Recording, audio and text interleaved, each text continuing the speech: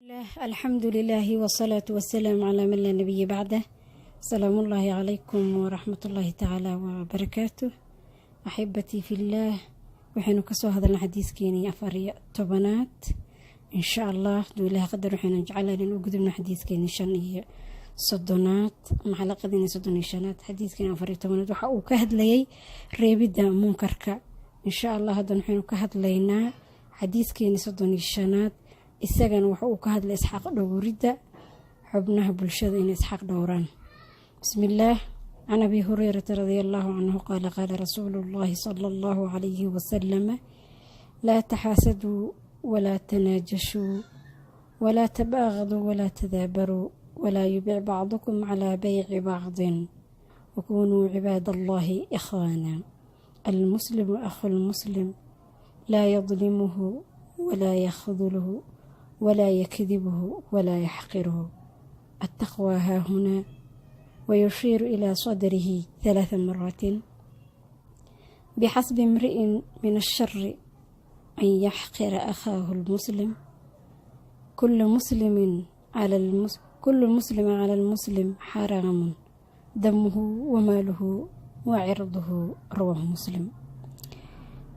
إن شاء الله حديث كان وحا كهد لإسحاق دوريدا xubnaha bulshada, yacni mujtamaca ama bulshada in ay isxaaq dhowraan ayuu ka hadlaya. waxaa laga wariyay xadiiska Abu Hurairah Allah ka raali noqday inuu yiri rasuulka Ilaahay nabadgelyo in xariis dushiisa Allah yeelay ha isxasdina hana yacni isfalisina xagga badeecadaha isku falisina idinkoo yacni uga dan leh in uu qof kaleeto lagu qaaliyay sicirka ama hoos looga dhigo sicirka qiimihiisa.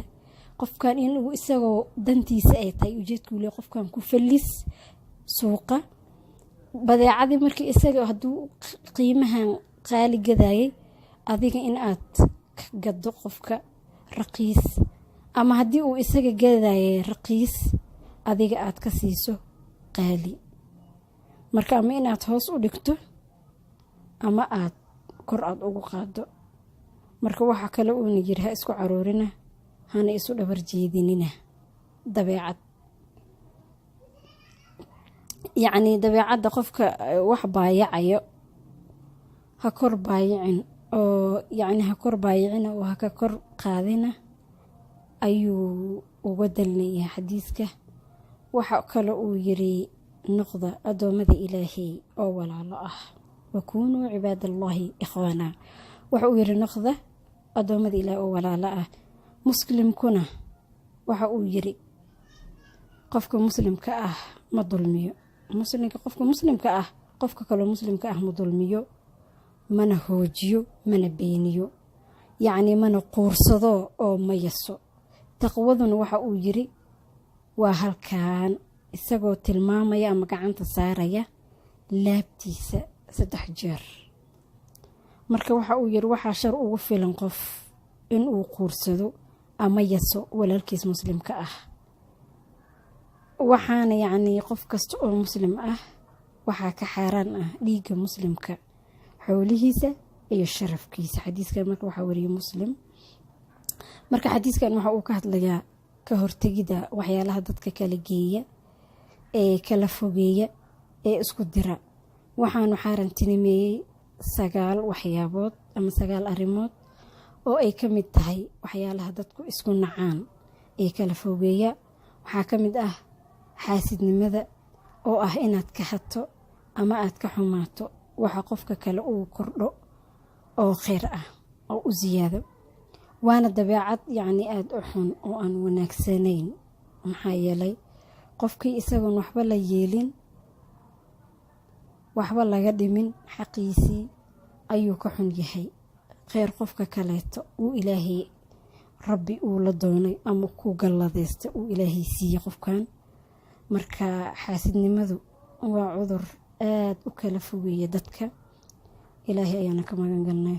waxa kale uu ka mid ah arinta kaleeto ka hadlayo waa falisaada badeecada, in qofkan la faliso iyadoo qof loogu daneynayo in qiimaha ama loogu kordhiyo ama loogu yareeyo. tusaale ahaan wuxuu ku kordhinayaa alaab la naadinayo taasoo qiimaha isagoon iibsanayn ee doonaya in qiimuhu u kordho qofka alaabta iska leh. waxaa kaloo ka mid ah carada, iyaduna waa waxyaalaha dadka isku dira. maxaa yeelay laba qof oo isku cariisan waxba ma qabsan karaan oo waxba ma qaybsan karaan, mana qaybsamaan. marka waa in carada laga xoroobo.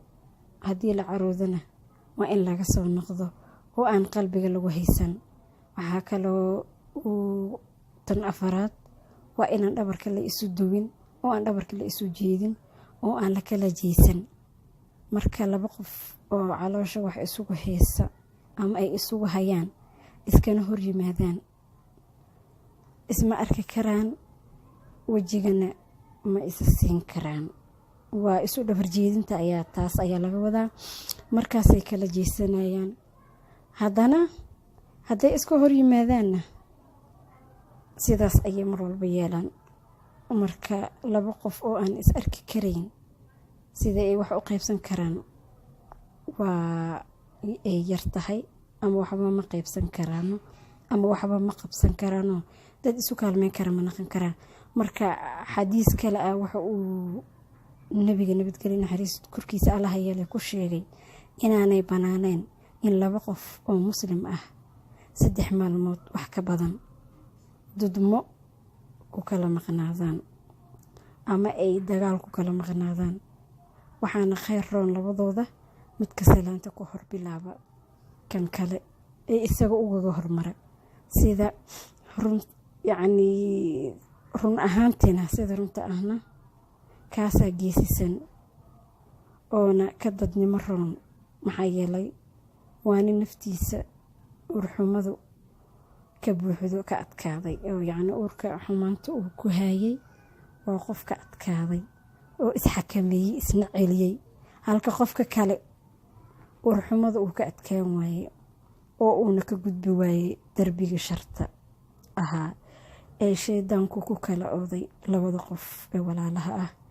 midda shanaade inaan qaarka kale ka hor iibsanin badeecada aanu ka horgadan. tusaale ahaan wuxuu u imaanayaa laba qof oo wax kala iibsanaya, markaasuu mid uu u iljibinayaa ama hoos uu kala hadlayaa isagoo leh anigaa intaas ka badan kaaga iibinaya, ama anigaa intaa iyo in ka jaban wax kaaga siinaya iyo wixii la mid ah. tan lixaade arrinka lixaad waa dulmiga. umana banaano qof muslim ah inuu kula kaco gardaro iyo dulmi walaalkiis. tan toddobaade muslimku ma hoojiyo, mana halaajiyo oo ma xumeeyo walaalkii. marka uu arko isagoo ciriiri ku jira waa inuu gacanta ku siiyo siduu uga bixi lahaa. mana aha inuu ku ceebeeyo ama ku wiirsado. marka hadduu la kulmo qof muslim ah oo cadow gacanta ugu jira oo qofkaas cadow uu haysto, waa inuu ka furto oo uu ka damaanad qaado haddii awoodiisu ay gaarsiisan tahay nooc kastaba ha noqotee. cadowga sida uu ku gaari karo cadow gaal ah, marka waxa uu noqon karaa nooc kastaba. sida cadow gaal uu noqon karaa, waxa uu noqon karaa gaajo, waxa uu noqon karaa cadow oo xagga jirada ah, waxa uu noqon karaa cadow sida jahliga, waxa uu noqon karaa deyn. intaasba waa cadow iyo wixii lamid ah. arrinta sideedaadi waa inaanu beenaynin, qofkan inaanu ku beenayn qofka muslimka ah. umana banaana inuu ku dhaho qofka kale been baad sheegaysaa ama beenaala ayaa tahay. maxaa yeelay qofka aad sida ula hadashid waa caloobaysay ama waad la dagaalantay. taasina waa waxa islaamku la dagaalamayo. marka ma banaano oo ma inoo banaynin allah ficil dadka muslimiinta ah cadowga dhexdhigaya. arrinka sagaalaade waa isquursiga ama isyasida. marka qofna uma banaano inuu walaalkii quursado, maxaa yeelay qofkaad quursatid waa qof aad adiga iska saraysiinaysid oo iska dhigaysid qof aad adiga ka qiimo badan tahay ama aad ka sarayso. waxaana laga yaabaa inaad ka xoolo roon tahay ama aad ka aqoon badan tahay, laakiin ogow allihii ku siiyey adiga waxaan walaalkaa haysanin waa yeeli karaa inuu isaguna uu ku bedelo ama uu wax ka khayr roon waxa aad adiga haysato aad ku faanayso isaguna uu siiyo. marka isquursiga waa jirooyinka ugu daran ee dadka isku dira, sababtoo ah haddii qofku dareemo inaad iska saraysiinayso wuxuu kuu qaadayaa cadownimo, waxaana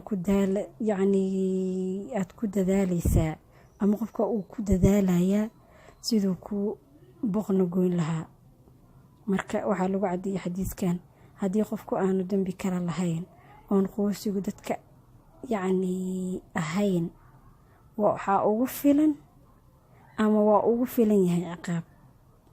xadiiskan hayta ayaa wuxuu inoo caddeynayaa haddii qofka aanu dambi kala lahayn oon quursiga dadka ahayn waa uu ugu filan yahay ciqaab. wuxuu nabiga nabadgelyo naxariis dushiisa allah yeela amray in ay dadku noqdaan addoomo ilaahay oo walaalo ah. wuxuuna nabiga tilmaamay nabadgelyo naxariis dushiisa allah yeelay in arrimaha laga xaaraantinimeeyey muslimka ay qalbiga madoobeeyaan. marka waa in qalbiga laga saafi yeelo oo laga sifeeyo arrimahaas foosha xun. wuxuu yiri nabiga nabadgelyo ee naxariis dushiisa allah yeelay taqwadu waa halkaan, isagoo 3 jeer farta ku fiiqay laabtiisa. marka saldhigga laga dhowrayo fulinta sharciga waa qalbiga. horeyna waxaa inoogu soo maray oo aan kasoo gudubnay in haddii qalbigu hagaago jirka intiisa kalena hagaagayso.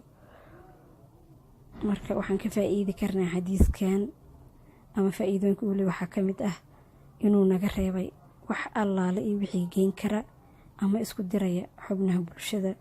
wuxuu kaloo inuu faa'iideynayaa ama uu inaga reebay in la isku faliso badeecada iyadoo loogu danaynayo qof kale. wuxuu kaloo inuu faa'iideynayaa waxa laga xaaraantinimeeyey kala jiidsiga iyo isu dhabar jeedinta. wuxuu kaloo inuu faa'iideynayaa in laga reebay dadka ama in laga reebo qof walba muslim ah in badeecada la iska hor iibsado. waxaa kaloona laga reebay dulmiga dhammaantiis. waxaa kaloona laga reebay hoojinta marka qofku ciriiriga ku jiro. iyo waxaa kaloo uu ka hadlayaa inaanay banaanin in lagu yiraahdo qof muslim ah been baad sheegtay. waxaa kaloona laga reebay carada. waxaa kaloona laga reebay isquursiga. waxaa kaloona laga xaaraantinimeeyey daadinta dhiigga qofka muslimka ah iyo ku xadgudubka xoolihiisa iyo xiladiisaba. wuxuuna amray nabiga nabadgelyo naxariis dushiisa allah yeelay muslimiinta in ay walaalo isu noqdaan oo la isxaq dhowro. sida wuxuu kaloo inooga hadlay in islaamku uu ugu dadaalayo daryeelidda iyo iskaashiga bulshada. intaas ayaanu kusoo koobaynaa xadiiskeenii 35aad. intaynu kaga gudbayna xadiiskeenii 36aad waa walaashina allah dartiis idin jecel. وأقول قولي هذا وأستغفر الله لي ولكم والسلام الله عليكم ورحمة الله تعالى وبركاته. أستودع الله الذي لا تضيع ودائعه. الحمد لله والصلاة والسلام على من لا نبي بعده. سلام الله عليكم ورحمة الله تعالى وبركاته. أحبتي في الله وحين كسو هذا الحديث.